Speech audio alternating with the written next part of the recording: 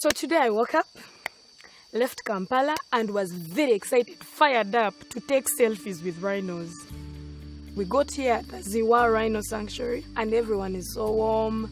We met Opio, the tour guide. I like being with people who don't challenge me. So he was my height mate and we became friends instantly. I was told that the rhinos might charge, and when they charge, I'm supposed to look for a big tree and hide behind it, or a bush where the rhinos cannot see me. But think about it. If the rhino is charging, what are the chances that you'll stop when you see a big tree? You'll instead charge past the tree and continue charging till you're tired. I hope it charges actually and we all charge together with a camera. This will be a real wildlife experience. So we walk like in the movies where you are facing that side and I'm facing this side and we are all being careful so that we see both sides. It's going to be fun. It's going to be fun. We should go. All right, let's start off and find out where the rhinos are. Okay. They have 3 toes on their hooves. The side one here and here is the side one. Yeah. And this is a young one. This is a humongous shoe size for a very young rhino. So right ahead of us there are some rhinos, but we can see 2 young ones playing. That means there are 2 mothers within this area here.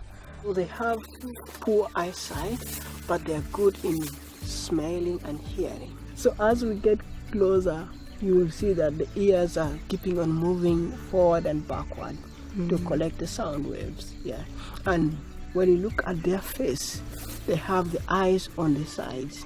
When they lose sight of you. They lose sight of you. When they said they were babies, I thought they would be babies. You know, you can go and see. I didn't think they were giant babies.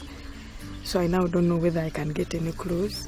It's a baby, but it's like 5 times my size, but they still call it a baby.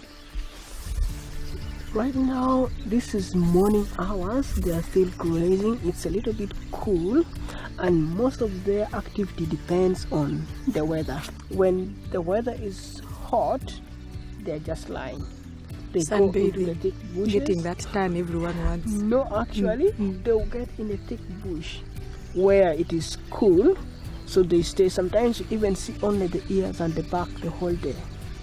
They'll sleep the whole day up to 4 p.m. All day. All day. That's the plot. Yeah. Sleeping all day. Yeah. Rhinos. Around 4 p.m. depending on the heat again. When it is too warm at 4 p.m. they'll still keep lying.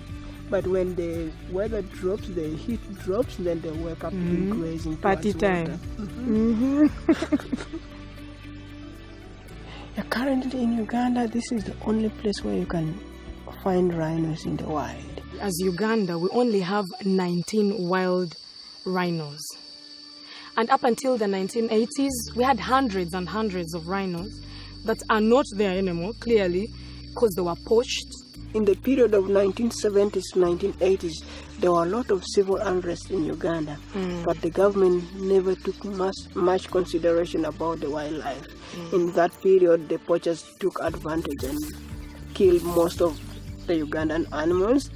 We have monitoring team that monitor these rhinos 24/7, so every time somebody's there with them. They're just 19 and they're still being hunted. They're not safe. And I thought this sanctuary was actually belonged to the government. It's privately owned. It's privately owned. I just wish the government would do a little bit more. The poachers came in to kill the rhinos, not for the meat, just for the horns. And the horns are being taken in Asia, especially China, where they use it for different things, different medicine, but it's not real. It's just a belief. I don't get it. I just don't get how. I don't even care how much this horn is. I don't care. But I'm thinking if a rhino is let to live, at least up to the age of 8, 10, by that point it has already earned enough money that I think beats the price of a horn 100 times through tourism. Getting one wildlife or one rhino alive, it's worth than somebody getting millions of money when it is dead, which is for only one person use. I've been living in Uganda since I was born, and it's the first time I'm seeing a rhino today. and it's just 2 hours away from Kampala. And the road is amazing. What we can do now, what everybody can do now to rise up, try to educate people around about the plight of rhinos. It doesn't start from up, everything starts from the grassroots. So once you educate the young people, once you educate the local people will grow, the young people will grow and tell the rest. And that's how we can stop rhino poaching.